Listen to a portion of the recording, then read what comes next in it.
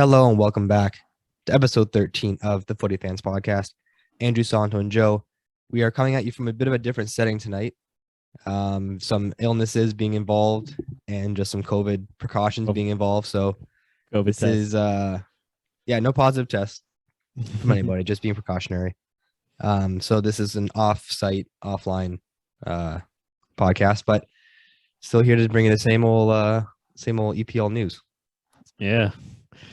Just taking the precautions, right?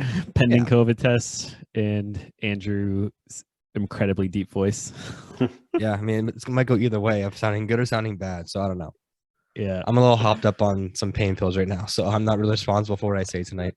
All right. Yeah. Put an asterisk next to this episode. I might have to. I mean, I'm feeling good, but I'm not feeling too good.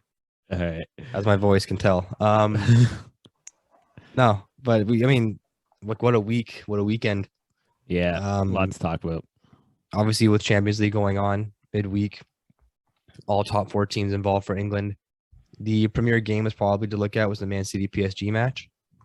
Man City being down, well, not being down, but losing the first game against them. I think it was match day 2. Kind of a bit of a chip on their shoulder, even though they're still first in the group. But of course, Pep and his boys, they want to win every game that they can. So they came out dominating, came out pretty fast and feisty against PSG. Yeah.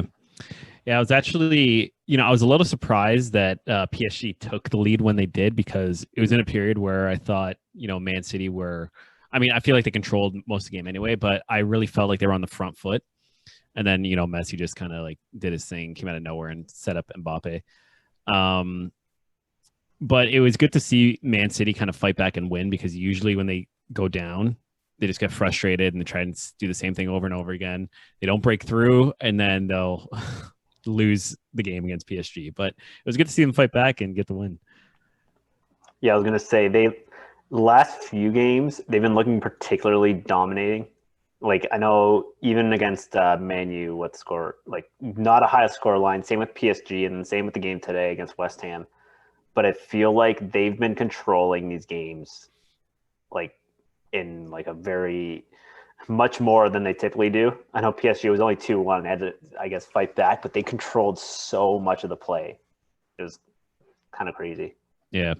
Like, to see Man City go down like that, like that's the only way they're going to get scored on. It's basically a counterattack. Or like a play from nothing, you would think, like a corner that just comes out of nowhere and they, someone scores that way, or like I said, like a counterattacking goal. It's going to be interesting to see. I mean, there's not many teams, obviously, in England that match up to City's caliber. But as deeper and deeper we get in Champions League, to see them go up against a side like Bayern Munich, possibly, I think that's maybe the best contender for them, like even wise. It's going to see how like Pep would adapt that playing style, because, like we said, they're the aggressor almost 9 times out of 10 every game they play. So it's like you rarely see them not break past 65% possession most games. Yeah. So to see them being like the maybe like a weak foot team, it's going to be interesting to see how they play. I don't think they're going to go down that poorly. Like, I don't think they're going to play like so bad where we're saying, oh my God, like Man City's getting dominated. But to not be like the one always pushing the play, I'm interested to see like how that game would just look from like a neutral standpoint, Yeah. Yeah, I agree. I mean, my first gut reaction is to say I don't see Bayern having more possession than City in the game. Right now, I would say if they played, I feel like it would be still a possession dominated game by City. But I think Bayern would just create a lot more chances than I guess your typical team in the EPL would. And it would be a big concern for City where because, you're most vulnerable, I think, when you have possession. And, if they get a turnover and then Bayern starts attacking, then I think that's where they could really expose City. So it would be an interesting match to see, and I hope we end up seeing it at some point. Yeah. So I think if there's any expert in counterattacking, it is Bayern. And I feel like their players are so experienced and so drilled that they would I think they would be. I know a lot of teams like whoever might be in the EPL, they're defending against City, but I feel like Bayern would have a very strategic counterattacking style that they could just do against City. Yeah. I wish there's more teams we can say though.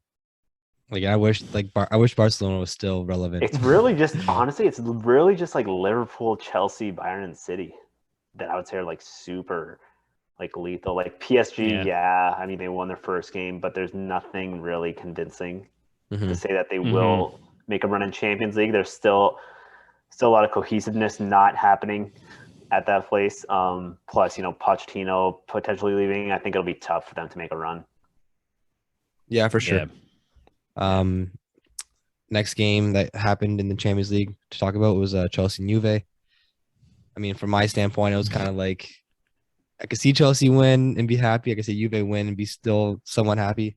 But the performance that Chelsea put out there, I was like, okay, I can't even like say I'm a Juve supporter right now. Like, I don't want to get any embarrassment, like backlash, because like, from the get-go of that game, it was Chelsea nonstop. And like, obviously the scorelines being 4-0, that's kind of the result that I think Chelsea should put forward more. Like, because obviously they can dominate a game, but we've seen it time and time again under Tuchel. They don't really put the ball in the back of the net like that many times. But to actually go out there and put 4 away against a side that's obviously diminished a little bit over the couple of years in their defensive abilities, but a side that usually takes pride, right? It's Juventus, it's the Italian game, the Italian way. Usually defensive tactics is like what they're known for. So just pick them apart the way that they did. I mean, I'm happy that that's the way it went. My dad wasn't too happy, I'll tell you that, but it still looks like that both sides might go through in the group. So we'll see what that brings after the group stage. Yeah, I mean, it's almost sad to see Juve lose that much because they've always been known for, Buffon and net and just the epic D that they have.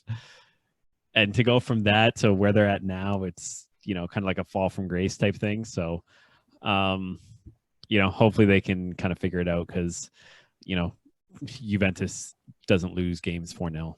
It's just they're in such a weird place in time right now with the team and how it's structured. Yeah, I don't think they have much money. Like I think right now there's actually like another scandal being investigated with Juve with some money transferring stuff. Yeah, but it's like they don't have the funding to bring in like huge names, so they kind of have to work with what they have right now, and it's just a mix of like aging players and like young unproven players, and they don't have maybe 5 guys that are like in their prime. Maybe Dybala. Like Dybala might be the only player that I can say is like in their prime, really, really good right now. Yeah. Like other guys are just kind of like fit in pieces that aren't still trying, like I said, to prove themselves, or they just don't have like that world-class title next to their name yet. Yeah. And then the other guys like Bonucci and Chiellini, like they're obviously just like a dying breed of defenders that just have to get off the field because they can't defend it. They can't defend like they used to. I mean, even in the European Cup, like the strength of Italy in the Euro Cup was our midfield. Yeah. And that was dominated by like young players that, we never really heard of, like Locatelli out of nowhere. Spinazzola, like obviously he's an older player, but like he made his impact known during the European Cup. And it's like, obviously Locatelli now is at Juve, but he's still not getting that playing time that I think he deserves. Yeah. To develop into like what a player he could be. But then, I mean, there's just different weaknesses all around. Like Morata can't score, which is nothing new. And injuries and health and everything plays a factor. But, I mean, they're still sitting like, I think they're 8th in Serie A right now. Yeah, 7th. Is it 7th? Yeah, there's unknown territory for Juve. Yeah. And I don't know what to do. If I was in charge, I wouldn't know what to do and how to fix that team. Yeah, I think obviously they got to replace all the goals that they lost because they lost Ronaldo. And like you said, I think obviously I love our Italian D and the history and whatnot, but I think just the way Juve would defend, I think the game's adapted since they had their domination and just how they used to play. So I think they're gonna have to adapt and just do an overhaul really of I think their system, get some new D, and obviously I think they're gonna need a striker that scores and get the goals that Ronaldo would have scored.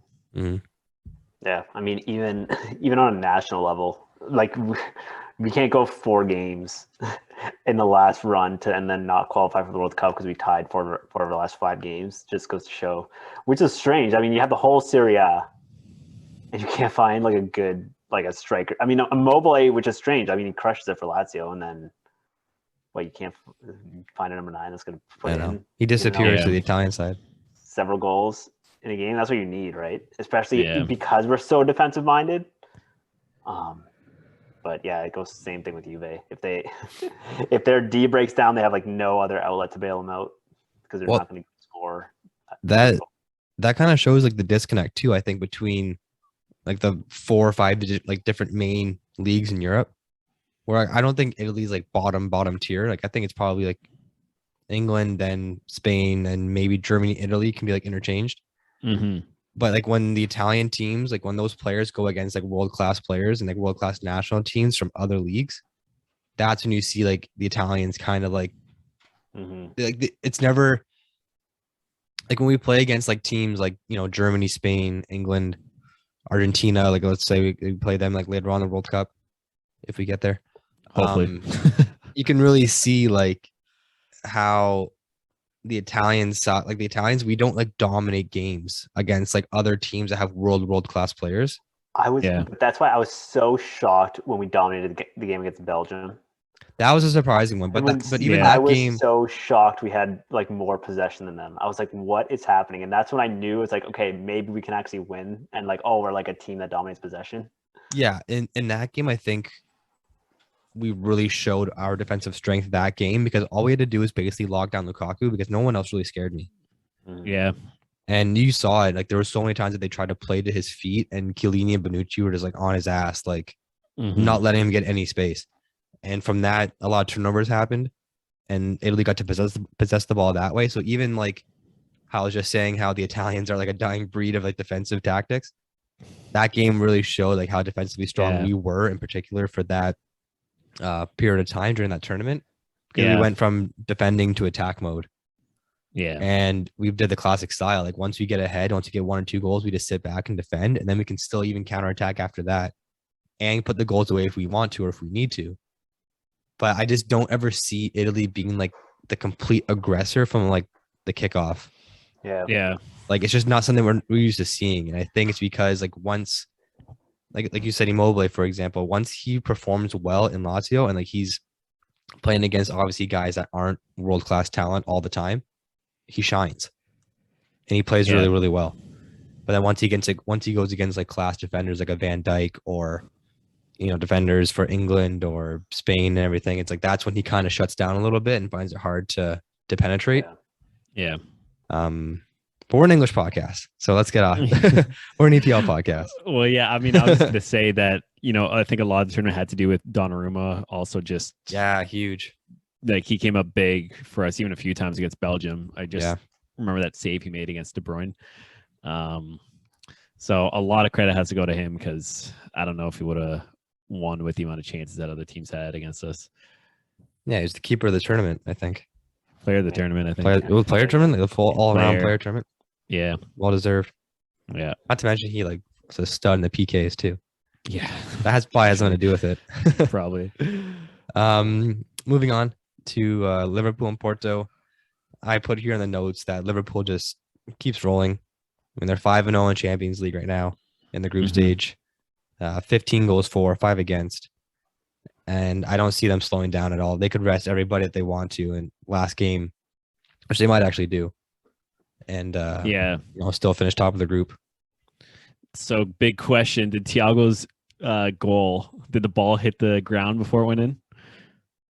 I watched that on a replay quite a few times, and I don't think it did. I think it might have like grazed the grass, but I don't think that's why. Like even if it did, I don't think that's why it had the lift on it at the end. No. Yeah, I agree. Yeah, it was. I agree with Joe. It's probably one of the nicest goals I've ever seen in my life. Just with even looking at it from like profile view, like not from the back, just at the speed that he hit it and just how it glided across the ground. It was amazing. It's just like the most pure strike you could ever have. Yeah, like legit. I'm rewatching it again. So good to see. Yeah, just through the guy's legs and then just, you know, it has like all the uplift of a shot that goes over the net, but it just stayed on the ground. Like Well, no like spin, a too, few right? inches off the ground, just the whole way. It was amazing. It was like minimal spin. Yeah, It was just doing one of these. yeah. It was like the World Cup 06 ball. Like the No, the one that no one knew where it was like going. yeah. because What was it? it's I forget what it was weird. called now. What was it called? It had a Wasn't name. Jubilant was Yeah, the that? Jabulani was the Yeah, South Jabulani was the Africa. one Jabulani. after. That one was pretty cool too. But like that one in 06, like when Italy won. Yeah, I think I'll never forget that ball, obviously. yeah. But when Italy won, when in that World Cup, like we got a couple of those balls for our team that we played with, and like you hit that pure with your laces, and it's 100% true. Like that ball, the goalkeeper had no idea where it was going half the time. Yeah. Like it didn't happen every single time, but like when you catch it pure, it's literally like shaking like this in the air. You can see it. Yeah, I miss that. I mean, it's just like a pure strike. Yeah. Yeah, I haven't seen it in a while. Yeah, it's been a minute. I mean, he's I don't know if you saw, he was like linked back to Barcelona. He's like, no, I'm staying at Liverpool. Yeah, I heard that. Of Which is all good. I love times- seeing just the commitment, right? Yeah. I mean, of all times to go to Barcelona right now is not one of them. No, Yeah, I mean, leave Liverpool to go to Barcelona. Barcelona's a bad too, and that's what I mean. Like, I know, like, really, you could say, yeah, like English Premier League is most competitive than maybe Spain, but like, you know, maybe Spain's more competitive than the Bundesliga, but Bayern Munich would crush the La Liga right now. Yeah, they would with the dominate. state Yeah. it's in. I mean, yeah. I don't When know I- what's going on here with Real, Yeah. in Barcelona. When I look at like top, like if I was to rank top leagues in Europe, I wouldn't look at just like obviously like how dominant the winners are, I guess. Like I wouldn't look at the Bundesliga and be like, oh, Bayern Munich's like always winning. That's like the top league. It has to be depth.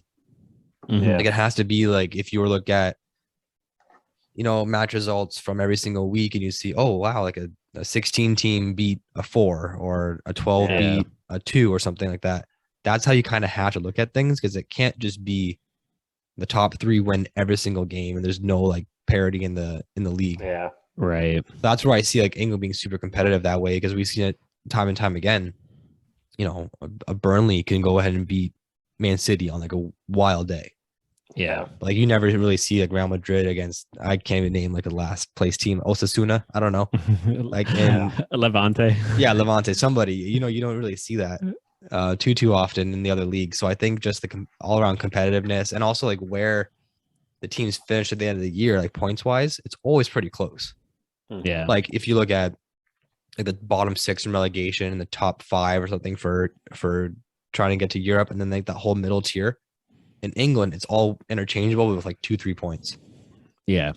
Other leagues, it's like Very really true. disconnected and it's just not as close, I guess, from a Yeah. competitive standpoint. Yeah. Yeah, I agree. And, you know, I think that's why we watch Premier League and why I think it's, you know, said to be probably the most exciting league in the world. So yeah, that's why this is an English podcast. Yeah, we were smart Because with we what love we to see, picked. we'd love to see Watford just crush Man U and then not know what happens week in, week out. Well, speaking of Man U, after the Solskjaer firing, Michael Carrick, his first game back, his first game involved with the first team was in the Champions League game against Villarreal. 2-0 victory. Did you guys watch this one? No, I didn't watch this one, but Caught the end of it, I think. Yeah, same here. I caught the last like 25-30 minutes. I don't know what the goalie was thinking on that when Ronaldo scored. Like they're Yeah. given a gift, because like this game was pretty competitive. Like this game was a Yeah. back and forth one where I think it could have gone either way. There's another match where like De Gea kind of came up big in times that like we would have seen before in the past. Maybe he'd not make the save. He kind of kept United in it, and it was just kind of a back and forth battle. And then the goalie for Villarreal just unfortunately turns it over, or he played a bad pass. That's what it was. He didn't turn it over. Yeah. He made a bad pass, kind of put the defender in a bind there, and then Ronaldo just lifts one over top. Cheeky little finish. Yeah. Kind of an undeserved goal at the time. And But then Sancho scored too. Yeah. Our boy. Yeah. I mean, huge for Sancho, especially with the goal he scored this weekend. But yeah, I just hope they keep this up, because I know, you know, a lot of times you change management, a team usually comes out on like a high, be like, they have all this new energy with all the changes going on and kind of like this hope for a better future. So I just hope they can kind of keep this up and stick with their change in management that they're moving towards. And they can just get some consistency back in their results, because obviously it's been a roller coaster ride for so many years, basically since Sir Alex left.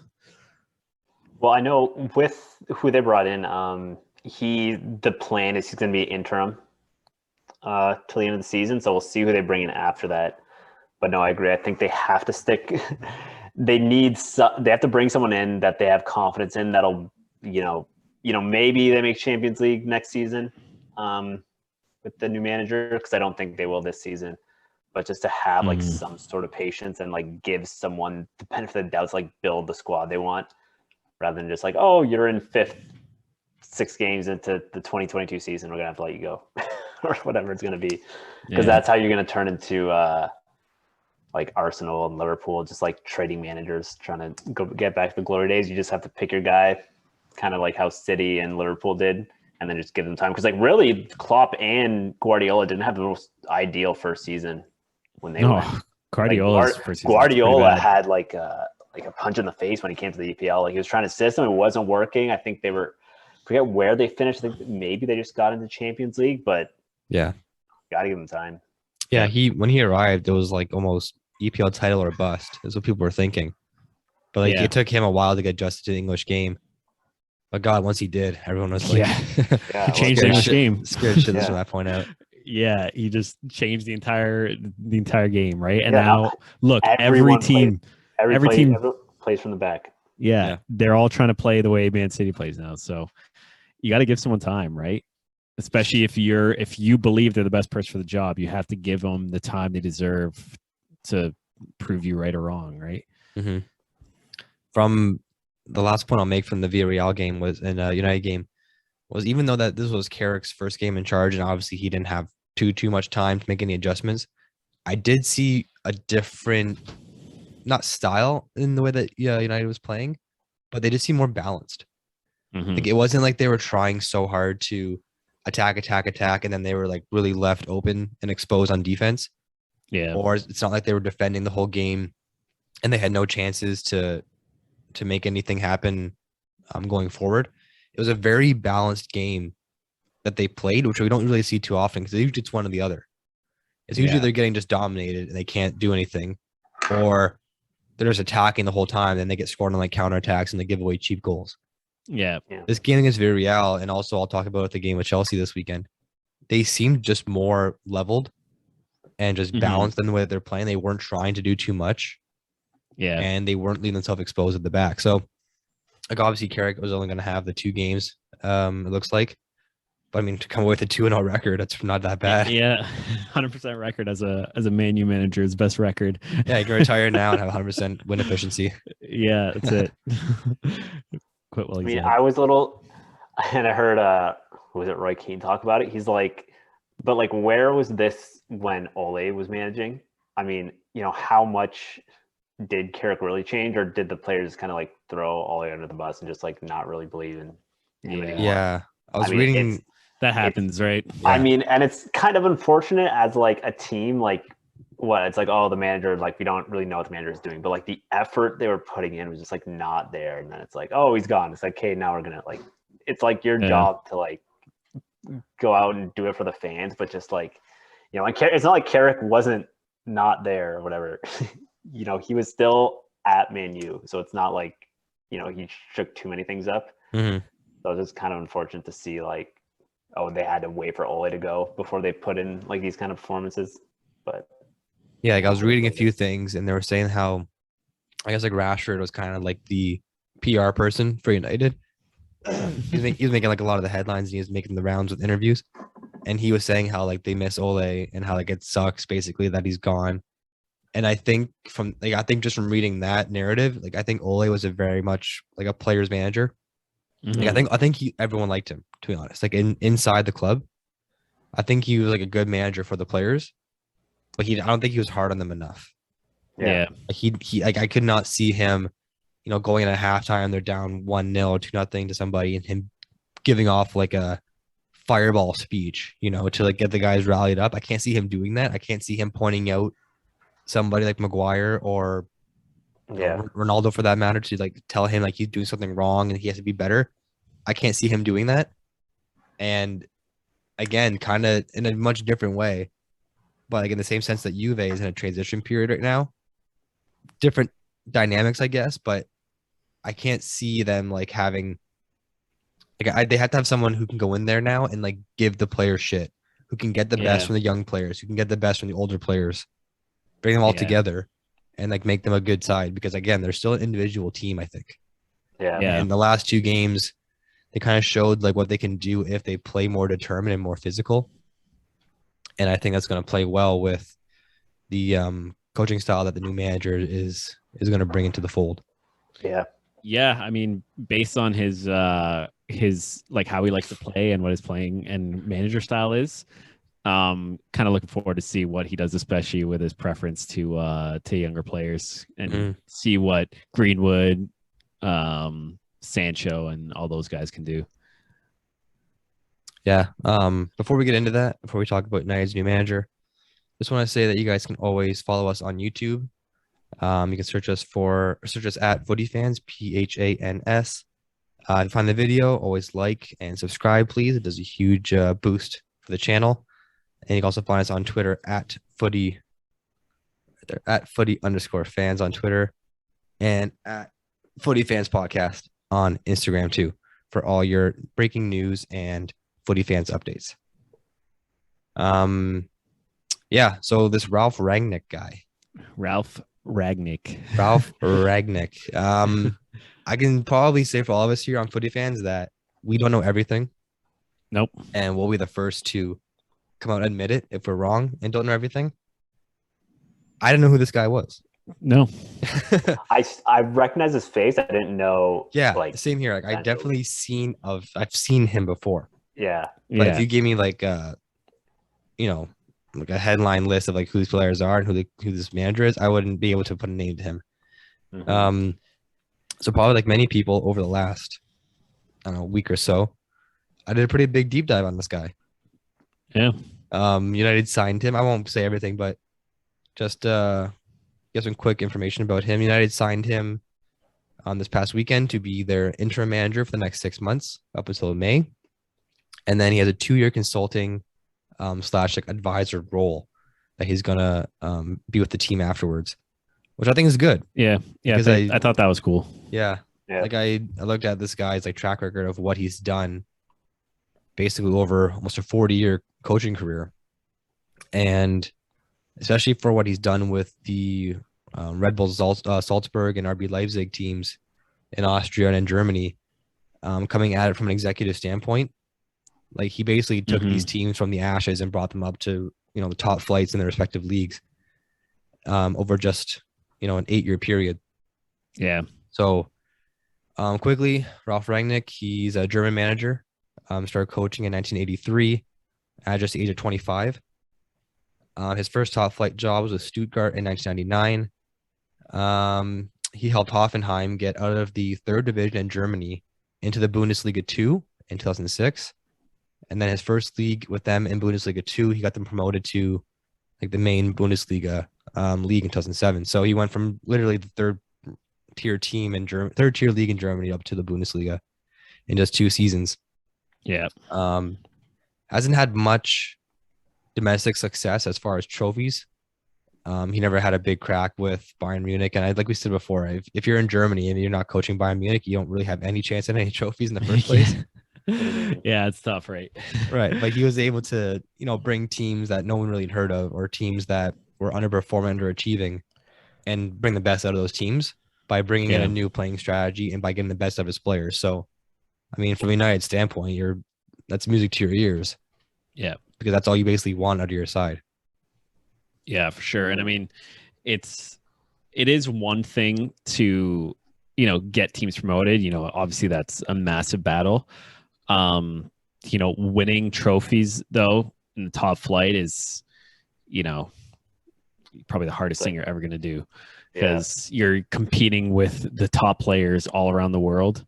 So that's that's like the last 100 feet in a mountain climb. That's the hardest, right? Yep. So we'll see. I mean, obviously with his interim position, and then consulting after, I don't know if he, based on what his consulting thing is going to be, if he can put in a strategy that would help whoever is going to be Man U's manager get to the top, but I guess time will tell. Yeah, whoever they do bring in, granted, I think if he gets Man U into Champions League and makes them competitive again, maybe there's a situation where they offer him the job. But whoever they do bring in, they have to believe they're as good as Tuchel, Klopp, and Guardiola. Otherwise, they're just going to have the same thing happen next year. But I could see Man U fans getting very frustrated if they bring in like a Brendan Rodgers or whoever it might be. I think they're not going to be satisfied unless they bring someone in that's won a trophy before. Otherwise, they're just going to feel like you just brought someone else in, and like what are they going to do? No, that's a good point. Like they don't want to have like their team right now is unproven. And the last thing they want is an unproven manager leading an unproven team. Yeah. Because then like your goals are kind of different. Like you still want to like at that point, I think obviously the main goal, and everyone's going to say the main goal is to win and to have trophies. But I feel like if you're an unproven manager, an unproven player, or a team for that matter, you're still like trying to prove yourself a little bit. Mm-hmm. And I think that might get in the way of like the long-term goal. Does that make sense? Like kind of like personal success rather than like team success. Yeah. Whereas like if you're a manager who's already won, again, we always bring up Ancelotti or something, or Zidane has won in La Liga. They've already won. Like, yeah, they haven't won in England, but they've already won. Yeah. So it's like at that point, they just want to win for the club. They want to win for the team. They don't have to prove themselves anymore. Mm-hmm. So a coach like that, a manager like that would be, ideal to bring in. It's just they have to come to United knowing that they're not going to come to the United that we're accustomed to seeing, and they're going to win like right away. Yeah, they could. I mean, they could bring in some player out of nowhere. They could just have the team gel like from the gate, but like more likely than not, it's going to be a growing period, and they have to put that time in. I don't know if established managers want to do that. Yeah, like obviously the name of Manchester United like brings a pedigree of itself, so it's like it's just tough. It's a tough spot. It's like honestly, it's like you got to be the guy that brings Man U back to like the glory days. It's a lot of pressure. Titles. It's probably like the most intimidating job for like anyone to take on, because like the standard is like you got to get back to being competitive with Chelsea, Liverpool, and City, and like you have to like and winning. Yeah. Good luck. The expectation is winning Premier League and Champions League. Yeah. So how do you relatively soonish? How do you take that team? Yeah. They're like, we want to be back winning the league and getting in Champions League finals. Got a long way to go. Yeah, with this team. Got a long way to go. Yeah, and they want it now. Like, yeah. Come on, boys. So we'll see. It's really intimidating. That's so we'll see who steps up to take it. But that's why I thought Eddie Howe. I know we talked about it from United and from Newcastle standpoint, but I thought Eddie Howe would be a good fit for them. But then I was like, he hasn't really won anything. Yeah, like he's gonna go up against City and be the guy that like wins games against City consistently. It's gonna be tough. Like I think he would have been in a good spot if they would never do this. But let's say like the United brass came out and said, okay, we're hiring Eddie Howe, but don't expect anything to happen in the next 4 years. Like if they're just to like set the narrative like right away, then maybe he could have had a better shot, because I think he's good at developing teams. And that's what I mean. They would never do that. Yeah, I think he would be a good manager at developing a team, and then getting the best out of players. But obviously, he went to Newcastle, and that might be a different story for Newcastle. And for me, maybe I said I was going to buy a jersey. I said I was going to buy a jersey if they did qualify or did not qualify. If they stay up, you got to buy a jersey.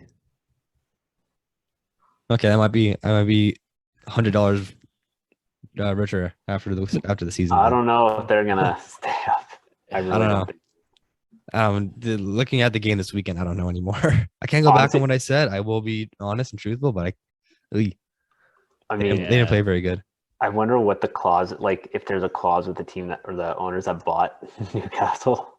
Like They have to stay in the Premier League. Like they're 6 points out of the relegation zone. That is just Wasn't really 2 bad. wins, though. That's just 2 wins. Are they going to get 2 wins? I don't know. I mean, haven't won yet. Norwich Well, won a game. it depends how much money they can spend in January, right? Based on like financial fair play. I'm telling you, they're gonna spend a boatload. If they Come can. on. I mean, they can only spend so much. We'll see who they bring in. That's going to be because, you know, honestly, yeah. What is it? It's usually 30-ish points you're safe. So you need to get what, like 7, 8 wins to close out the season, and you're safe. Can Newcastle get 7 or 8 wins? Or maybe, you know, 4 wins and, you know, tons of draws. I don't know. It's going to be really tough. I don't know what's tougher, Man U qualifying for Champions League or Newcastle staying up. It's probably pretty close. But I feel like whatever they're able to do in January, that's going to be the telltale sign, because I don't see them staying up with the team they have now. Mm-hmm. But with the new ownership, who knows who they could bring in. So I think after January, we're going to really see what their chances are. Yeah, I look at the standings here, and you said it's only 6 points from 17th, but I could see Leeds losing 2 games and Newcastle winning 2 games just like that, and then they're out. Mm-hmm. Mm-hmm. Like that could happen anywhere. Like I don't see both teams, you know, going on a huge run, but 2 wins is 2 wins. You know, back to back. Who's Newcastle got? Newcastle has Norwich and then Burnley. So if they're going to do it, it's in the next 2 weeks. They have to do Next it. 2 games. They They honestly have to probably beat them. They have to Yeah. win. Honestly, they probably do have to win both those games. Yeah, we said it before. You have to win the games you have to win. You No matter will, what like, spot on the table you're at, you have to beat Norwich. like you if have to you beat Burnley. if they because I was looking at the past tables, you know, teams had like 5 or so wins, then they still get relegated.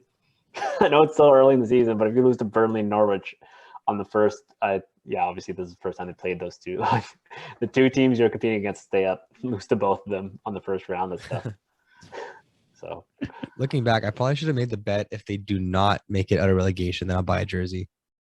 Because now it's like if they don't get out of relegation, like but if they do get out, I'm like, oh shit. Yeah. So I should have made the other way. Well, yeah, because then you'd be a true fan because you have a Newcastle jersey and they'd be in the second tier. Exactly. And who has a second tier jersey nowadays? But I'll wait till they go in the second tier, then I'll buy it so it's cheaper. Yeah. That Go means- with that strategy. Well, with shipping and everything, I remember that Balotelli jersey I talked about. It cost me Yeah. like $160 because it was like you couldn't just go into the store here and like buy a Balotelli jersey. So I had to buy it from the Manchester City website, get it customized to make it Balotelli, and then shipping. Gotcha. Oi. Yeah. I think shipping was like 40 pounds. So like $65 shipping or something. Yeah. yeah, I think it's all the, Pricey Well, nowadays. I'll all tell the you though. COVID issues with the I'm seeing it at work too. All the shipping delays and stuff like that. Really, Yeah, really tough. we don't got to get into that. Oh, I mean, it drives me nuts. Yeah. I have a few different issues about that with shipping and Same. supplies and productivity. Oh yeah. Oh yeah, supply chain is so messed up right now. Oh God. We had a client doing client sells barbecues and he's like, I have to stop. Like it's just crazy. He's like sick like a year to get stuff. You're to get a barbecue. Yeah, seriously. He's gonna get 2020 barbecue, 2021 barbecue and sell it in 23. Yeah. No, actually though. 2 It's years. already, it's already out of date. Yeah. 2-year lead time for shipping on a barbecue. Out of date. It's honestly like 9 months. Yeah, I know. Tell me about it. We're dealing with it right now. Crazy. It's tough. Yeah. The last thing I'll talk about with the credentials for Rangnick is that just in effect with RB Leipzig. I mentioned before how he brought Hoffenheim out. Hoffenheim out of Division 3 in Germany. He brought RB Leipzig out of Division 4 in Germany to the Bundesliga, and I think they finished 2nd and 3rd in the 2 seasons that he was there as a coach. In the top flight, and he qualified for Champions League twice with the side that he brought from Tier 4. Yeah. So this kind of just goes into again saying how he's able to develop players, young players, And this falls in line with his coaching style and his style of play with the gegenpressing strategy. Something that Klopp has been doing since he's been there at Liverpool. For all that doesn't know, gegenpressing is a strategy that requires players to apply pressure on their opponents high up the pitch and in an aggressive and coordinated manner with the aim of forcing mistakes or turnovers. So this is what Klopp and Tuchel have adopted. Obviously, being German, they're very familiar with this style of play. And according to the history of like this playing style, Rangnick is one of the first guys that really like introduced this and kind of created this style of play back in the 80s and 90s when he was coaching like youth teams. He didn't get a full first team job until 1999, but leading up to that point, he was coaching, under 19 teams. He actually had Tuchel at Stuttgart under 19 in the 1992 season. So he was a manager of Tuchel when he was just a kid. And so from that point on, like Tuchel obviously, was familiar with his style of play. And basically just turns defending into attacking. Yeah. Causing errors, causing turnovers. And like in places of the field where it's beneficial, like if you cause a turnover in your own third, to whatever. Yeah. But with this style of play and like being more aggressive, obviously if you can cause a turnover in the other team's third or, close to half, then you're obviously in a better position to attack with. And I mean, again, with United and the youthfulness that they have with their players, I mean, it's going to be huge if Rangnick can bring the best out of players like Santo said, like Rashford and Sancho and Greenwood with this style of play, which is very different than how they were playing before with Ole. Yeah. Yeah. I think this could really suit them. The one key they're going to have to focus on is what do they do if it gets penetrated? Because, City, they high press and they high press really well. But if it somehow does get penetrated, City still doesn't look vulnerable because they have Rodri there, Fernandinho, and their D can handle it. You have Kyle Walker who, catches up to anyone. And then you have center backs, whoever it's going to be in the City rotation, usually does pretty well with cleaning anything up. So the one concern I have is if it does get penetrated, then you got Fred or McTominay, you have Wan-Bissaka. They could be really vulnerable there. So it'd be interesting to see how effective it actually is. Yeah. Because you can win it over. But then what kind of possession are you going to keep in that third once you win it over? Yeah. Right. Because you need that creativity to create those chances, even if you only have a few guys pressing. So we'll see. And that's the dangerous thing, because I know a lot of teams are doing the high press now, and a lot of teams don't even do it against City anymore, because especially when you have someone like the goalie that they do have, Ederson, they break through the high press so easily. It's insane sometimes. Yeah. And it's just they're on a rush. And, if Man U does do that, it'd be scary to see City on an odd man rush and they just got to get past like McTominay and Fred, and they got like Maguire and Lindelof to like break through. That'd be a little dangerous. That's why in January they need a CDM or someone or something like that. Yeah. Well, I mean, I think with the gegenpressing coaching style, I think it only suits certain teams in certain games and situations. Like against a Man City, I don't think they would do that. Yeah. Like I mean, maybe this is why I find strange. You only signed a 6-year deal, or 6-month deal. So whoever they bring in, Rangnick is obviously going to be influential with who they bring in. Like, it wouldn't surprise me if he's the one that makes the decision, because I think he's basically signing on as like the executive, like of the club, kind of like what Daniel Levy is with Tottenham. Like he's kind of like pulling the strings and like doing everything. He's not the owner, he's not like the manager, but he's just kind of in charge of everything. Because he was actually just at Lokomotiv Moscow doing the exact same role as like an executive. Just like kind of pulling the strings behind the team. So I think whoever he brings in obviously has to, I would assume, have the same kind of playing style that he's going to bring in the next 6 months. Yeah. So, I mean, I feel like if they play against a Man City or Liverpool, they probably won't do this playing style. But if you're going out there against a Norwich and a Southampton, like obviously go for it. Yeah. Like, you're going to learn it in training. You're going to practice it in training all the time. maybe in 2 years from now they can perfect it and go against Liverpool and try it out. But I think we're going to see them, strategize more per game, per situation than what they're doing now. Because I think now they just go out there and play. Yeah. Like the last 2 games under Carrick, like I said, I think it was more balanced and it was more like, okay, let's not go all out attack. Let's not go all out defend, all out defend. Let's kind of just keep everything balanced and neutral. And that obviously suited them well. But I think now with Rangnick coming in, he's just going to have like more of like a level head on his shoulders and like understand the limitations of the teams. I don't think Ole even understood limitations of the team. Yeah. I think it was just like I think he just thought like we're Manchester United. We're a really good team. We have good players. We're just going to go out there and play really well and win. But you were limited with what you had. Yeah. Yeah, that's true. Again, like I don't think it was totally his fault, those limitations.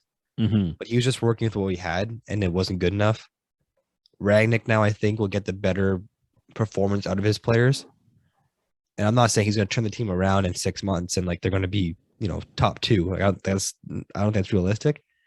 But I think we're just going to see a more competitive team. And like I think we said about it last podcast or one before. United just needs bite. They need grit and they need players that like want to be there. They need players that are going to fight. They need players that are going to be determined and like be aggressive. And I think just from reading this guy's credentials and like what he brings to the teams he manages, I think he's going to be the perfect guy for their team. Yeah. Yeah, I agree. I look forward to it and hoping that he can kind of bring Man U back so we can get more competitiveness with the top teams because, we've said this countless times. The EPL is better when the top teams are actually performing well and you don't have a revolving door at like the massive clubs. Yeah. It would be nice to see them, Tottenham, and even Leicester.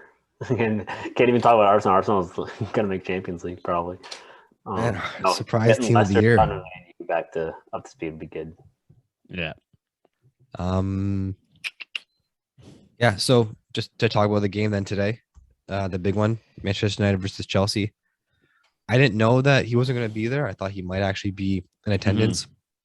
Not coaching. I don't think he's going to be coaching yet, but I don't even think he made an appearance at the game or they didn't show him. But going to this game, I thought Chelsea, United, they're in shambles. We're going to come out and win 3-0. Not the case. No. Just a solid game. It was from a neutral perspective. Just really solid game. Had drama, a little bit back and forth, chances, and it was good. It was really fun to watch. But Man U had like 2 chances and they took one of them. The one by Fred was not great. Oh my god! On that got out of gift and just blundered that one. But honestly, I think this is like I thought it was actually a weird game because Chelsea like really had a lot of the ball, had way more of the momentum. I don't know I kind of like that Oracle tracker thing that they have, like attacking threat. Yeah. This is so in Chelsea's favor. And I know I was hearing someone talk about it. I think with Chelsea, they created so much but couldn't finish. And I guess there's some controversy about the way Carrick came out after the game. It's like, we played well and like it was good to see us fight or come back after the week we had. But like, really, I think if the manager who's coming in is like as good as he is, he's going to look at that and be like, we have to change a bunch of stuff. Because if Rudiger scores at the end, it's just another situation where Man U lost, but they got completely dominated in the second half. Well, it was like he even showed corner 13-2. Yeah. 13-2 and it's more than that. I think it was at least 16. Yeah, it was like 16. Yeah, I think around like 70 something minute was 13. Oh. Yeah. So and I think that's why people were. I think, like I said, that's the frustration around Man U. It's like, this is like a good performance, getting dominated but eking out a point. Very, very tough. It is true. I mean, the fact that they didn't get crushed like they did against Liverpool and City. But I think whoever comes in is going to have to look at this and be like, this is Man United. We can't be like going against Chelsea and eking out a point. So I just think from United's standpoint, they have to like pull victories when they can. And like they did defend well. Yeah. Like, I mean, like Chelsea, yeah, they had a lot of chances, but like the quality of chances weren't outrageous. Mm-hmm. Yeah, it's they not had a like De couple. Gea had to come up like against City and make all these spectacular saves. Right. He was. Yeah. Like there were a couple, like, yeah, he had to make a save on it, but they were kind of expected. I mean, Mhm. and then I think Chelsea just kind of hurt themselves on their own. Yeah. Yeah. Like obviously with the goal, like when Jorginho. Jorginho tries to the skill test. yeah, he did the skill That's test. actually what it was. I saw that and I was like skill test. Like I called it like during the game. Yeah. So The Bounces ball 4 like, feet gets away. kicked a mile in the air. I love how he didn't even try to run back. Oh yeah, they show like just the sat replay there. from like the back angle, and you see him just like looking at it, drops, and he just puts his head down. He's just like, oh, like that's Yeah. gone. Yeah. He just takes off. Imagine if Sancho missed that because it was close, Yeah. man. He didn't I really, know. he Could you didn't confidently imagine? finish that. Oh, that And would be if he would have passed that to Fernandez, I think it was, he would have been offside. Yeah, I think it was Rashford, but I think that Fernandes. might. Maybe it was Rashford. Well, yeah, but whoever it was, I mean, I think especially now, players are less keen to pass it because of VAR. Like you're going to pass and realize like the guy's toe is offside. So Yeah. I feel like Well- the fact that he could like jockey Mendy and like make Mendy move first and just kind of like slide it in, that's probably the safer bet. well, Rashford was Took like his time. offside the whole run. I mean, What? I wouldn't have. If I was Sancho, I would be looking at Rashford. I was like, "You're still offside." Yeah, like he was ahead of him. He was basically offside until he shot it. That's what I mean. Yeah. That's why I was like they showed the angle, I think, from like the side almost, as if they were to like do a VAR call, like they showed like that camera, and he was like 2 feet ahead of him. Yeah. I'm like, what are The you doing? whole Like if you time. He's pass like, that, back up. because I probably would have Yeah. passed. I mean, having a guy wide open like that, I probably would have passed that, just like me. But Yeah. like Yeah. he was offside. Like, Yeah, can you I would have imagine like they I actually? would have passed it too if I knew he was onside, but I would have looked over and be like, "You're 4 feet ahead of me." Oh, What are you God. doing? So I gotta. What a blunder that could have been. Yeah, honestly, I was waiting for him to pass it, and then Rashford. Oh, I was like, are you gonna like? What are you gonna do? Like what? Like he got close to Mendy. Mendy's on like a couple feet away by the time he put I it past know. him. I'm like, what are you doing? And it was only Yeah. like probably like 6 inches it like was to tight. the left of his foot. That So was tight. but I mean he finished it, so you gotta give him credit. Oof. Any goal that goes in mostly is, you know, You'd rather take a Credible. goal over. Yeah, I think that's his Um, first Premier League goal. I think Yeah, first Premier League goal and Yeah. first Champions League goal was in the week. that Champions League was a banger. Champions League, Yeah. he went like bar down. Mm. No reason, but yeah. Jorginho obviously though made it up Yeah. late in the game there. 69th minute, Thiago Silva wins a PK. I still get nervous when he sets up to take the shot because I he mean missed in goalies, Euros. well that, but goalkeepers like they learn, right? They pick up people's tendencies. Yeah. And like that little hesitation he does, I'm just waiting for the time it like looks stupid and it doesn't work for him. But luckily in this case it worked. Yeah. I mean, for my case. Yeah, and to be fair, he hit it harder. Like the one against Spain that actually went in, like he hit that super soft and just rooted the goalie. The one in the final that he missed was still pretty soft. If he would have hit it like he hit it against Man U today, I think it probably would have went in. Mhm. But I don't know if he's kind of like changing up the style since he missed in Euro because he's That'd doing be a good idea. Yeah, he's doing the stutter, but he's just hitting it a lot harder. Which, again, I don't know why as a striker you don't just like rip one to the bottom corner, or you know if you're a pro like how Maguire's PK against Italy I think is, I don't know why pros all can't hit a PK like that. You know, just hit it top corner. Like a goalie's not going to save that. Yeah. Hit it hard. Like just line up your PK takers, practice, and just make sure they can all hit it like that. But it's so risky. I mean, you can just sky one over the net. Yeah. But you know, credit to Jorginho. I mean, if he would have missed, his day would have been terrible. So it takes guts to kind of go and take the PK after it was your responsibility that they scored. Yeah, it was a confident finish. Like he did go side mesh. Like he hit it nice. Yeah. So yeah, that game obviously finished 1-1. Takeaways from that. Some positive ones from my standpoint is that Werner started the game, so we got him back, and then Lukaku came on as a substitute in the 81st minute, so he made his first appearance since I think beginning of November. Yeah. He's been out for almost a whole month due to Champions League. got hurt against Malmo. And I think he missed at least 4 or 5 EPL games and I think 2 or 3 Champions League games in that time period. So good to see him back. Obviously, he didn't really get any chances or create anything in 10 minutes or so. Werner had a couple he could have put away. That's my guy.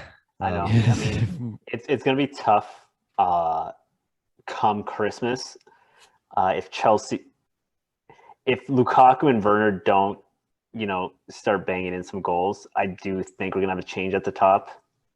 The way Liverpool and City have been, crushing games. I feel like Chelsea are going to drop maybe 1 or 2. So we'll see. I am getting the feeling, though, either City or Liverpool are going to be top around Christmas. Just because, like we said before, if Lukaku and Werner are both out, I think it's going to be very tough for them to stay up there. Chelsea just lacks that, like, just that deadly, lethal threat, Like, even, like, with Lukaku and Werner, like, Werner I don't really consider to be, like, a lethal threat, but Lukaku I do. But when they're both not playing, when they're both off, they have to rely on outside players. Yeah. But it's not like they have, like, one guy where it's, like, he can be the guy. Yeah. Like, it might be this one guy. Or it might, like, they have many players that can score, obviously, like Havertz and Reece James. And I think Chilwell might be out for 6 weeks now, 6 to 8 weeks with an injury. But Chilwell was, like, killing it for them on that wing position. Mason Mount, obviously. But it's like, if one of those guys aren't going, then they look to another guy. But if he's not going, then they look to another guy. And it's like they can only get like one goal, it seems, out of those guys. Yeah. And if like none of them are working that day, then they can't do anything. Yeah. Where like you see Man City and they can just obviously put anybody in. Like Gundogan can score, Gabriel Jesus can score, Foden can score. Like Sterling was playing the false 9. It's like, it's just so weird. They have like 8 or 9 players that could really play anywhere between the front 2 midfielders or the front 3. Yeah, but they're lethal. That's my point. Like, they crazy. score. They score on the chance. Like, I think the definition of like a lethal goal scorer is like you convert the chances when you get them. Yeah.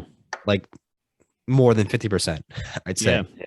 And even Fernandinho today, he got his one chance and he just like buried it, right? Bring on a sub. It's just simple. Yeah, so we'll jump to that game now. So this is Chelsea, Manchester United finished 1-1. Sorry, can we before I want to get Andrew's take on the VAR paradox. Oh, the one I texted you? It's so I saw that. The most animated I think I've seen Tuchel in my life. For anyone that doesn't know, the VAR paradox. So with VAR, if you're offside and you score, and they go to VAR and review it, it's like, oh, you're offside, no goal. In this case, Ronaldo, which was nuts because he was so far offside, and obviously with the delayed flag, the linesman doesn't put it up to see if like it'll get called back if he scores. Ronaldo, about 4 or 5 feet offside, runs to the box, gets a corner out of it, but he was like clearly offside. But the linesman didn't put up his flag, and so Man U gets a corner out of it. So what which they could have scored from the corner? Which they could have scored on, and Tuchel was losing it. Yeah, losing on touchline. Yeah, nuts. I mean, so not offside if you win a corner, but offside if you scored. But if you score off the corner, it counts. It counts. It's a weird situation because like I don't want everything to go to review. Yeah. Like I don't want to have like every single play be reviewed. But when it's something like that clear cut, where like I think it was Anthony Taylor was the referee today. If it's a review that Anthony Taylor does not have to go to like the monitor and watch and look at, he can just get like a phone call, say, hey, like that was offside. Oh, okay, offside.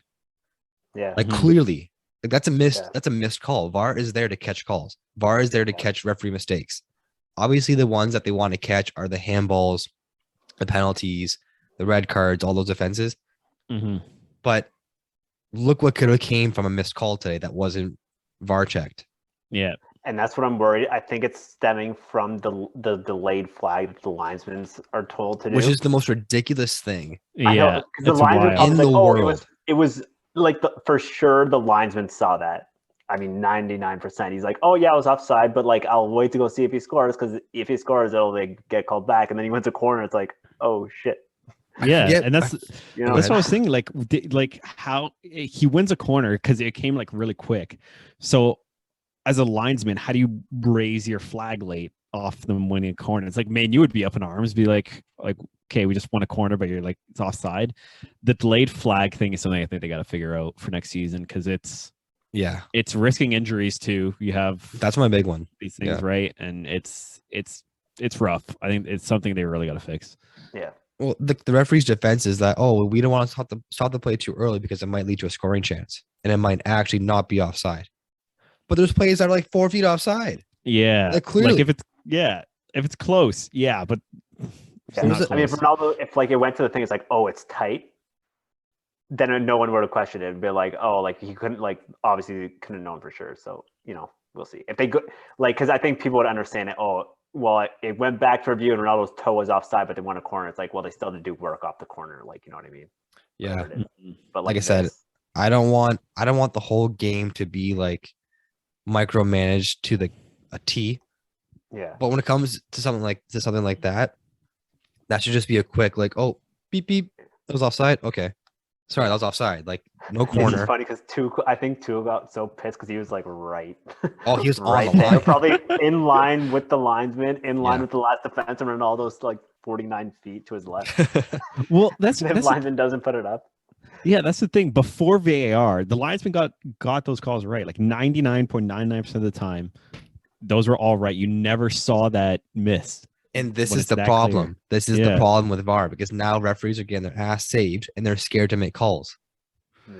I think they've been directed where they're like, it's weird. I guess the rule is if you have to be 100% sure, but they're even telling them to let it go even if they're sure just in case.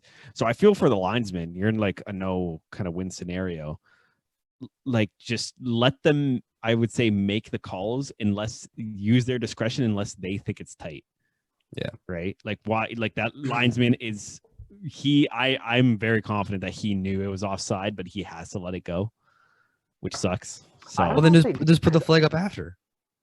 Yeah, I mean, I saw like in the City game, like, one of the linesmen made a great goal. Like there was like a deflection, but it came off Sterling, and Mahrez was like, it looked like only 3 or 4 feet offside, and he still put up his flag almost immediately.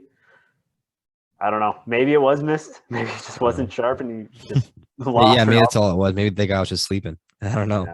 Yeah. I forget if it was a game I watched today or yesterday, but there was another offside where I forget the game, but this guy was literally like 8 or 10 feet offside. Like it was like he was like a living room width offside, and they let the game play on. The guy goes down, and like this was almost like he got sent in from half, so he was offside almost from half. He goes in, referee has no flag up. He goes in on the goalie, takes a shot, goal makes a save, goes like for a corner kick, and then he puts the flag up. I was like, he was so far off, and at least 5 seconds or 5 or 6 seconds played on afterwards until he put the flag up.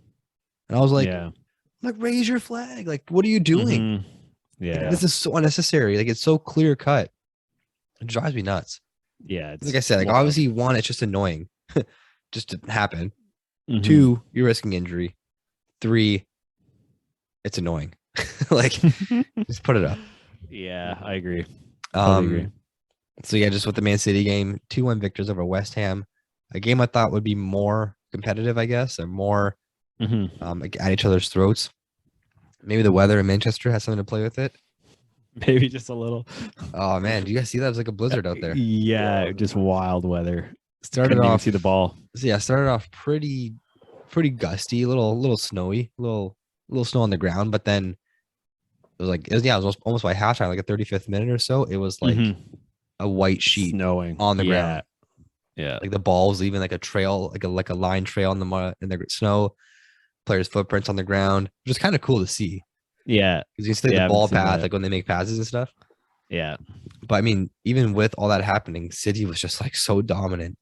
Yeah, and I thought there was gonna be like some sloppy plays and like wayward passes, but like with City, their first touch was like such on point. Yeah, like there's no slippery ball at the foot. You know, their first touch didn't go 5 yards ahead because it came off their leg funny. Man, they just like in every facet of the game today, they were just dominant against West Ham. Yeah. Yeah. The weather didn't phase them at all. It was just still the same. And yeah, I mean, it was pretty, I would say it was more open than I thought it was going to be at spells. But like Declan Rice had like a lot more possession, and he was running with the ball a lot more than I thought he was going to be able to. But still with like the 70% possession in the first half by City, still a pretty dominant performance. But you know, I think this did show a little bit of vulnerability from Man City, just in the sense that they were so dominant, but they were only up 1-0. Because it's one of those situations where we've seen it before, where they're totally dominating a game, and then just one off chance that a team gets, then they put it away, and then all of a sudden City's scrambling because they're tied 1-1 and they've dominated this game, and then they drop 2 points. But you know, in this case, they got the win. It's kind of just saving a banger from Lanzini in the 94th minute. Yeah. I mean, I've said it over and over again. I think that's why they do need a number 9, just for these situations where they're dominating a game. But I hate to see it when teams dominate and chances are dropping and they're just not finishing. Mm-hmm. You know, if you want to be especially if you're in this many competitions, you need to be able to put games to rest by like the 60th or 70th minute. Yeah, and give people a rest, or whatever it might be. But if you're dominating a game and it's still 1-0 and it's the 80th minute, you know, that's when the team gets a counterattack and scores, and then you're like, oh, drop 2 points. Mm-hmm. Whatever. But welcome to being a Chelsea fan the last 2 seasons. Yeah, there you go. Just not putting games to bed, man. Yeah. And like just leaving that door open just enough that something stupid happens, like Jorginho doing a skill test and having to go 10 feet away. You're that close away. You're one Jorginho skill test away from blowing a game. Yeah. And it's frustrating because that's why you got to finish your chances when you get them. Yeah. No matter how many you get. No matter how many you get. Like just you get 16 shots on net, you got to put 3 in. Yeah. And that's the thing where Man City does register a lot of chances. It's, you know, maybe it is coming down to that whole missing a number 9 scenario. I don't know. I still feel like if they were to get, I don't see a lot changing in Pep's system if they were to get, you know, quote unquote striker. He might still want to play a false 9. Again, I don't think this is his backup play for the season till they get a striker. So we'll see. We'll see if they can just keep getting these kinds of wins and dominating games and winning by 1 goal or 2. Mm-hmm. Yeah, it's funny because like City's so good. And we'll talk Liverpool next. Liverpool's so good too. Whenever we talk about them on the show, it's like we're criticizing how good they are and how they should be better. Like almost every game, because they win almost every single game. Like whenever we talk about them and do a recap, we criticize how they should be better because we expect them to be better. Yeah, which is kind of unfair, but it's like constructive criticism. Like they're so good that we want them to be better than what they're showing. Yeah, well, I mean, with how tight, with Chelsea, Liverpool, and City, with how tight it is going to be at the top come the end of the league, I think if, you know, whatever it might be, whether it's City getting a number 9 or, you know, Liverpool just hoping that no one gets injured. No one gets injured. No, because like we keep saying, they're Virgil van Dijk and Mane injury away from not being able to win the league. For sure. Mm-hmm. Whereas City, I think, even if Bernardo and Riyad Mahrez and Laporte and Walker all get injured, and even Gundogan, they could probably still put out an 11 that would still dominate. But yeah, we'll see what they do in January. But I keep saying they do need a number 9, especially if they want to win Champions League as well. I think they're going to need it. Yeah, we'll see. I honestly think that they'll still be okay with that one, but I could be wrong. Maybe this is the year that Pep actually wins without having a striker, and he kind of puts all his criticism or critics to bed. Yeah, for sure. I mean, like they got, and that Ferdinand strike was sick. It was a beautiful shot. Mm-hmm. Good thing they got it, clearly. Yeah. Like Lanzini. that Lanzini goal was just consolation. But like, I mean, if Fernandino didn't score that only 7 minutes prior, this game's tied up, and West Ham would have snatched this point out of nothing. Yeah, and that's it, right? Like he literally got that out of nowhere. I mean, maybe City was a little complacent being up 2-0 in the 92nd minute, because it was kind of sloppy play by them. I think maybe they would have been a little bit tighter, so it could have just been a byproduct of them being up 2-0. But yeah, I mean, play could have easily happened otherwise, and Lanzini could have just went posting in on Ederson, kind of crushing his dreams of his 100th clean sheet on the day. Seriously, yeah. Yeah. But I mean, like, if you're gonna break a clean sheet spell, like that's the way to do it. I guess, yeah. Like, I mean, like from Ederson's standpoint, he'd be like, I couldn't do anything there. Like, yeah, volley, bar down, like no chance. I mean, he's gonna get it soon enough. And next, I'm sure they'll get another clean sheet so he can get his 100th out at some point. Yeah, I'm sure he'll bank another one. I'm pretty positive with that. Just to round out the top four, Liverpool, Southampton. Liverpool 4-0 victors. Again, just keep rolling. I mean, it came away 2-0 victors against Porto midweek. 4-0 here. I mean, that's 6 goals for in 1 week. That's pretty impressive. Yeah. Southampton, obviously a team that's kind of in shambles this year, sitting down at 15th place. Bit of a regression from what they did last year. I think they were like closer to top 10 last year. Yeah. They're one of those teams that are kind of always around mid-table, but you know who they are. When, like, you know the players from Southampton because they actually do perform well. Yeah. I think like many teams in the EPL this year, they're just not getting goals for them. Mm-hmm. There's not many, like obviously the Chelseas and Liverpools and Cities, they put goals away when they can, and like they're way ahead of everybody else in the goals for department. But if you look at everyone else, like Wolves is in 6th place and they have 12. Tottenham has 11. Brighton has 12. Southampton 11. Like Leeds 12. Like there's not many goals that are happening right now. Like if you look at the table from two different sides, like a top 10 and a bottom 10 of just on goal differential, on goals for, they're tight right now. There's not many goals being scored this year from any other side other than like the top 3 or 4. Yeah. Yeah. I don't know why. Huge big disconnect. Gap. Yeah. I mean, could be a lot of things.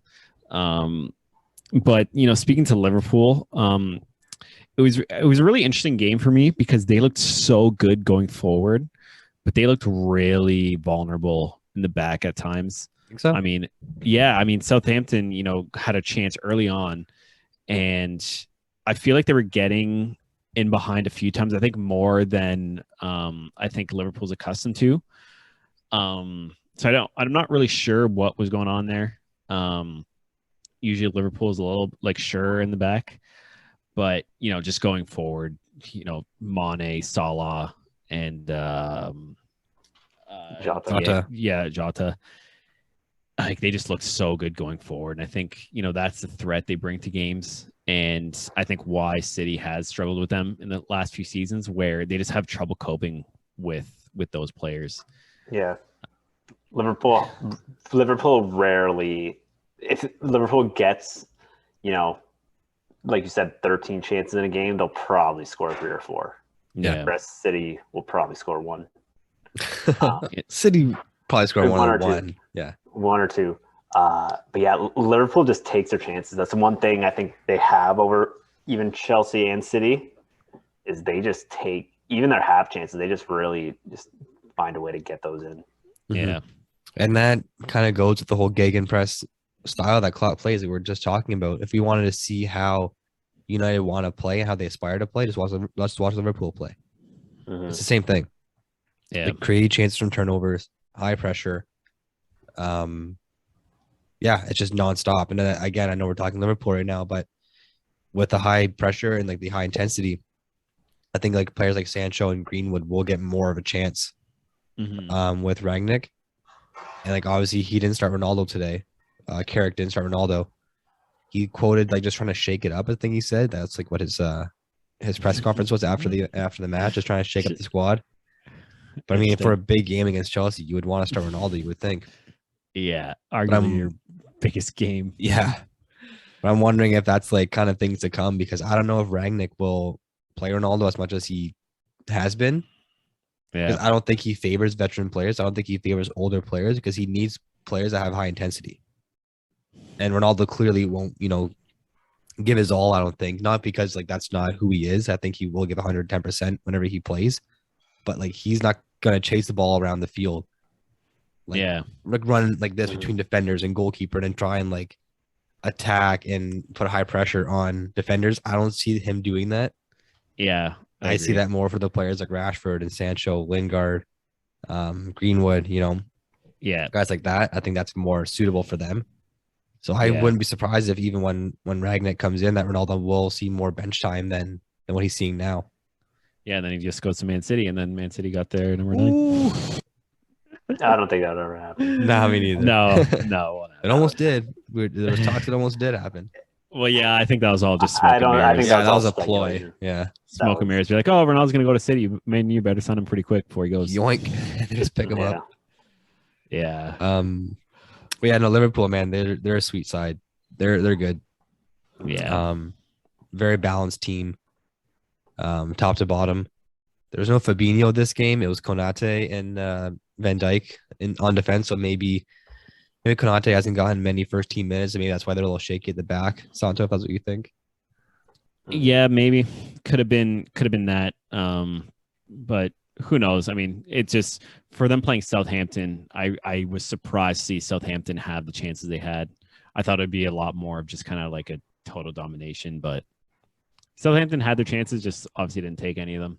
Mm-hmm. Yeah. Last match to talk about, Arsenal. Man, they're 1 point away from being in Champions League spot. Who would have thought this was coming 5 weeks into the season? Yeah, I know the Arsenal faithful probably did, but this podcast didn't. No, there's all the talks we had.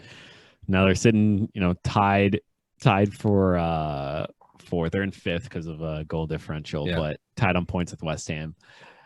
I mean, they're just looking better every game, and they just look like they know what they're doing. As bad as that sounds, where at the start of the season they just looked in absolute shambles. But yeah, they look really good. Everyone seems to have really bought into what they're doing, and they're just flying up the table right now. Mm-hmm. I mean, they play Man U next? Yeah, isn't that fitting? I think that's a game to watch. Oh, that's gonna be a game of the season.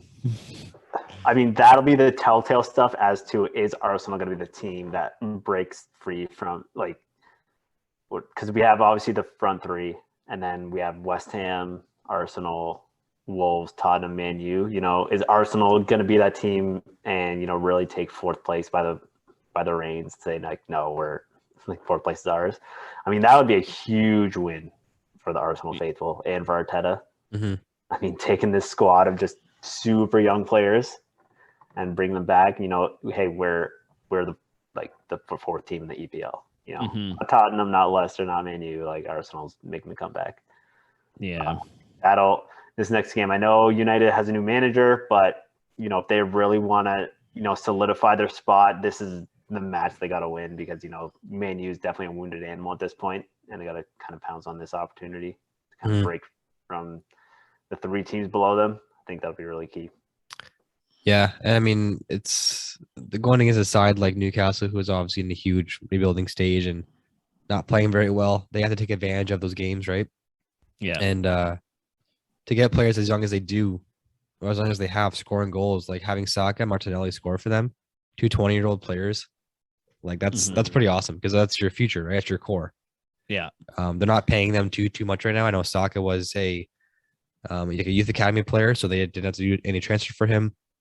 Like, obviously his salary is going to increase as he gets better and gets older, but to have Saka and Martinelli, 2 players like under pretty decent contracts, for the next couple of years, that just gives financial freedom for them to bring in more, suitable players for their playing style. Yeah. So I mean, again, for everything that we talked shit about with Arsenal, they're trying to figure it out a little bit. Yeah. And man, 1 point away from West Ham. Oh, sorry, 1 point away from Europe, or from Champions League, being tied with West Ham. Yeah. And it's just crazy that, the next game's against United. So, like, how lucky are we with the schedule and how it works out here? Yeah. No, and honestly, I got to give credit to Ramsdale because just every game he's just showing up. I mean, some of the same saves. I remember the one against Shelby where Shelby, he'll just pull something out of his back pocket. Yeah. I remember a couple of bangers he had for Liverpool back in the day. But yeah, he just like ripped one, and Ramsdale, who maybe didn't have like a whole lot to do at certain points in the game, he just comes up big with a save. And I think he's been like a key part for Arsenal's success. And again, waiting to see when he kind of takes over the England spot. Sooner than later. I don't know how Pickford's going to feel about that. Well, I mean, it's good to have a competition, right? Yeah. Yeah. I would have been nervous if he was playing in Euros. Oh, I mean, they got to the final, and not on Pickford's account though. That's when Harry Kane could score. Yeah. He had like 7 of your 8 games at Wembley. Yeah, seriously. I mean, that's so untalked about. Not talked about. I know it's like we're not talking about how many games they had at Wembley and how full the stadium was in the final. Seriously, more and more full as it went on. Literally, like every odd was against the opposing team when they played against England, in like every way possible. Like England was sick, like amazing team. Everybody was on form or in form. Every game was a home game at Wembley.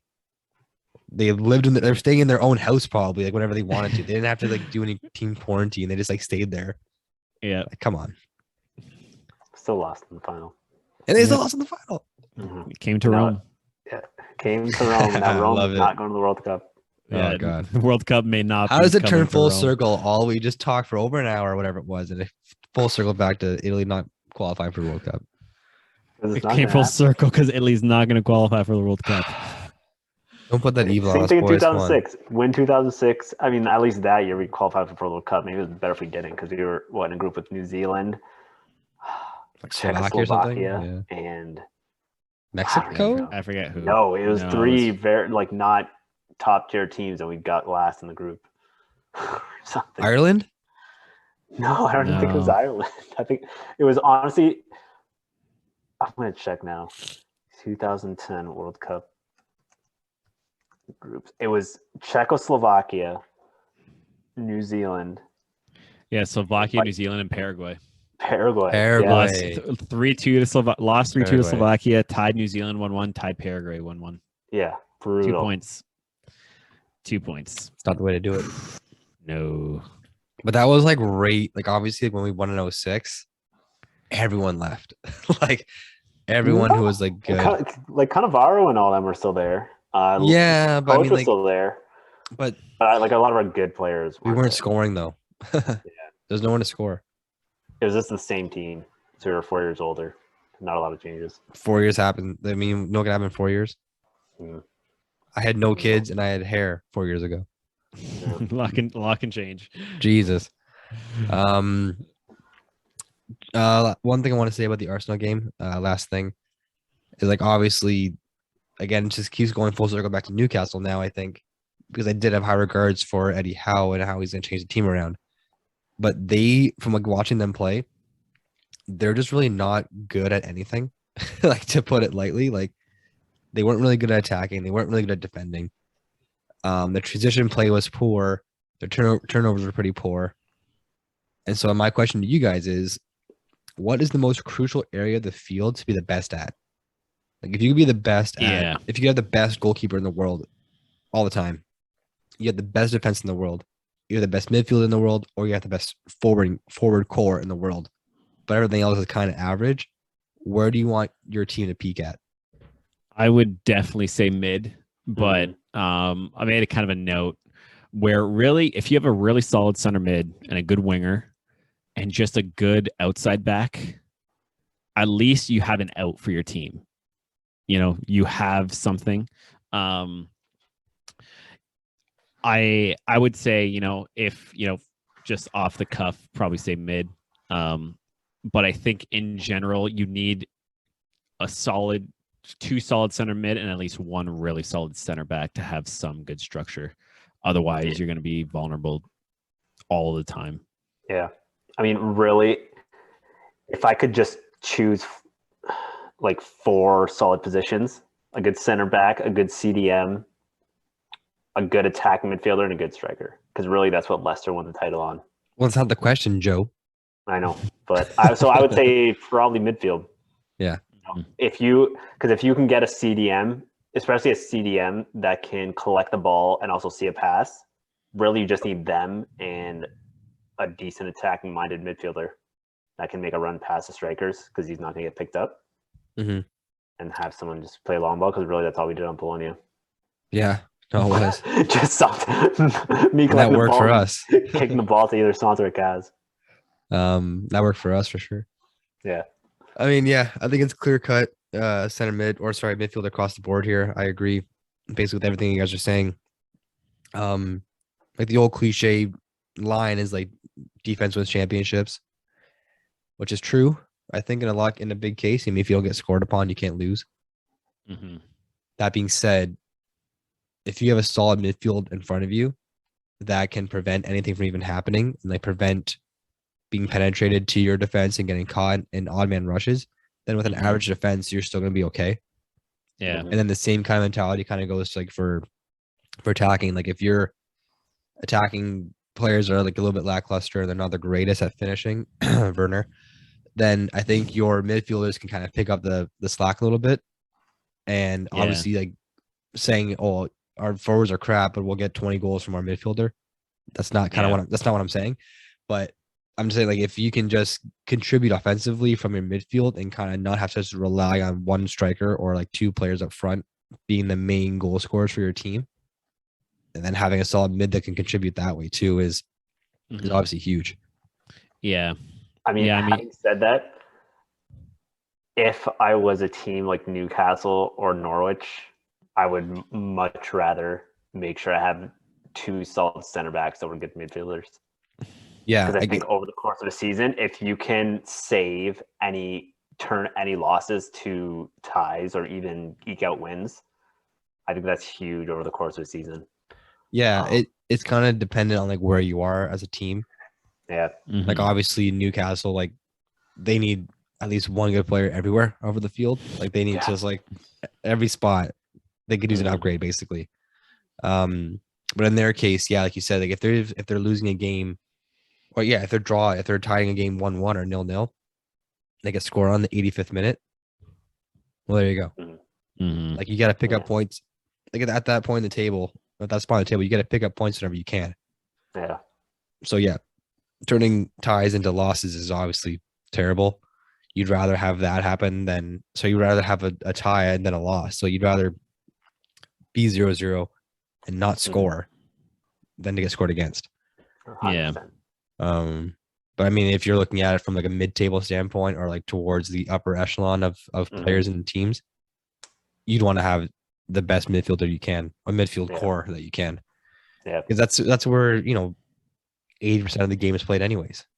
Unless you're Man City and you're playing everything in the final third, but the majority of the game is that middle ground between like box to box, basically.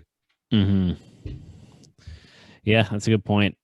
But yeah, I think no matter how good your D is, if they're soaking up pressure over like the course of a game, the thing is they're gonna get scored on, right? Like no D can kind of hold it out for forever. So yeah, I think you really need that balance, right? But I agree. I mean, if your intention is to stay up versus like win games, it might be best.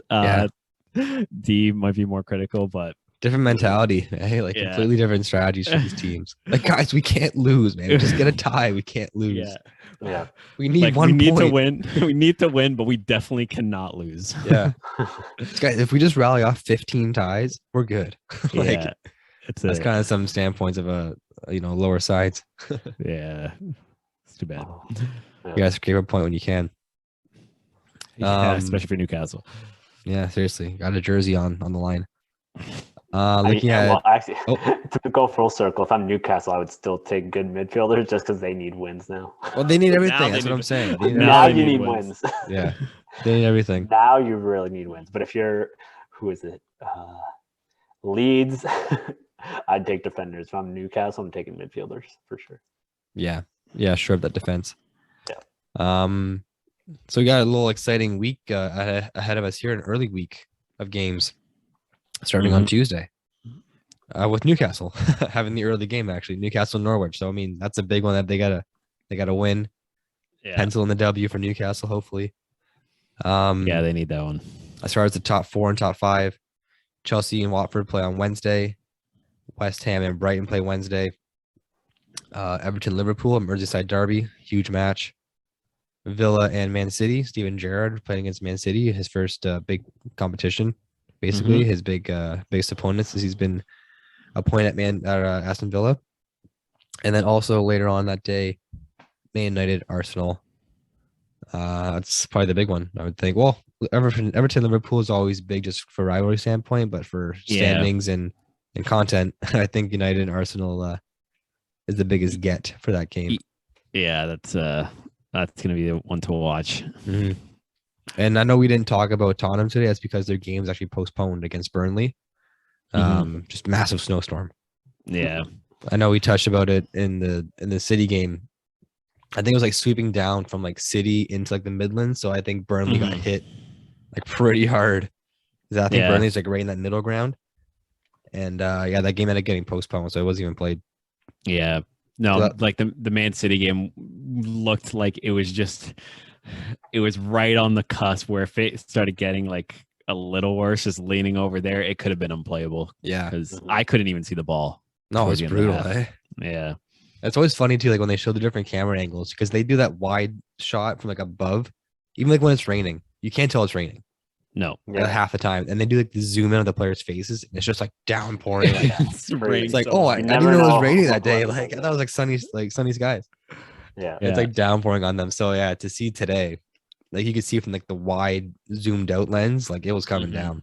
Oh yeah, that's pretty cool to see though. I missed that. Kind of. Yeah.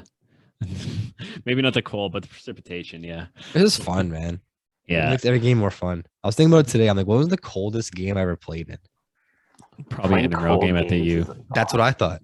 Game snow, like when it was actual snow on the turf field at the U. Yeah, I thought it intramurals would be the coldest. Oh man, it's like that was really cool. Was that one of the least favorite things? Was that on the main field or was that like on the back fields? I can't remember. The one I'm thinking of was on the main one where it was cold. I mean, yeah, like Joe was saying, the final, I think.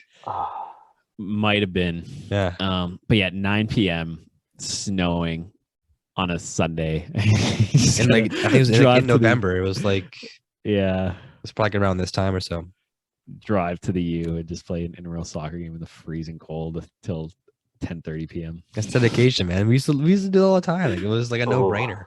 Of course I'll go do that.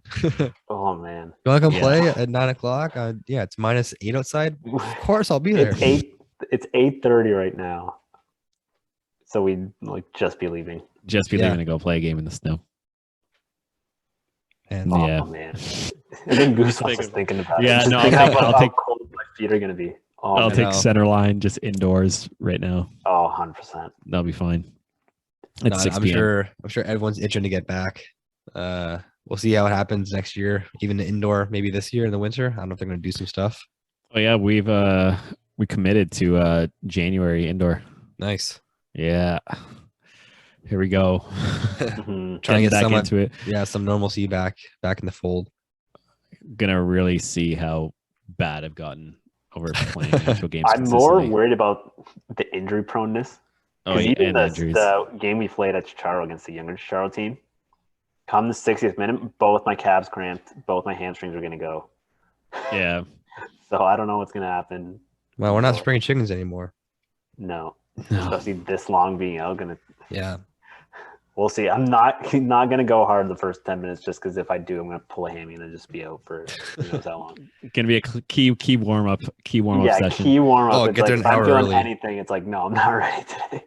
I need a few games just to warm up, and then I can maybe play week 4. Get the roller out, get the yoga mat out. Well, yeah. I mean, we were playing outdoor, and then we stopped that when the weather got a little colder. So going from that right to indoor, where it's a million miles an hour. Yeah, seriously, it's such different games. definitely do when not you're playing want an to pull a actual hammy. game. Like you could, when we're playing at the, where do we play? Just with our team. It's way more different because you can just do nothing because it's just a scrimmage. But when you're playing an actual game, Oh, it's real. very, I very was never. susceptible. You guys know this about me. I'm never the biggest indoor fan because you get exposed. If you're just like take a minute off, you're exposed. Yeah. And I mean, you know me being like the lazy striker as I am. Strategic striker. Yeah, I mean, outdoor, you get lazy, you get forgotten about, then you go and counterattack and score. Yeah. And indoor, you get lazy. I mean, you're down 2-0 right away. Like, Yeah. you got some kid breezing past you on the wing. Yeah. Not my cup of tea. I'll just say that. Playing indoor, it's good for fitness. It's good to just kick the ball around with the guys, but oof, Yeah. high intensity is not my thing. It's gonna be interesting to see like who we play against because I feel just over these past 2 years of COVID, just we've obviously aged up, and then there's been a lot of younger kids that have just turned 18, 19, and 20 that are gonna be playing. I'm not gonna recognize anyone anymore, and just like that, we're the old guys playing. Yeah, I know. Bring on the over 30s next year. Not ready yet. Oh, I've been waiting for this for 5 years. just waiting. The over 30s have been calling my name for 5 years. All the teams are lined up to get Andrew. Yeah. Come on, guys, take your pick. Let's go. Get in line. All right, we good, boys? We're good. Yeah, all good. All right, I want to thank everyone for listening. As always, you can find us on Twitter at @footy_fans, PHANS. You can find us on Instagram. Also search Footy Fans Podcast. And like I said, YouTube, you can find us on there. I think I'm going to try and post this video on YouTube. So if you guys like talking to us and see our ugly faces, always like and subscribe. Again, huge bonus to the channel, to the podcast. If you guys like and subscribe to the video, just get some more out there, right? The more likes, the more attention it brings. You help us, we'll help you. So as always, we will catch in next week after all of the week's action. See you, everyone. Everybody.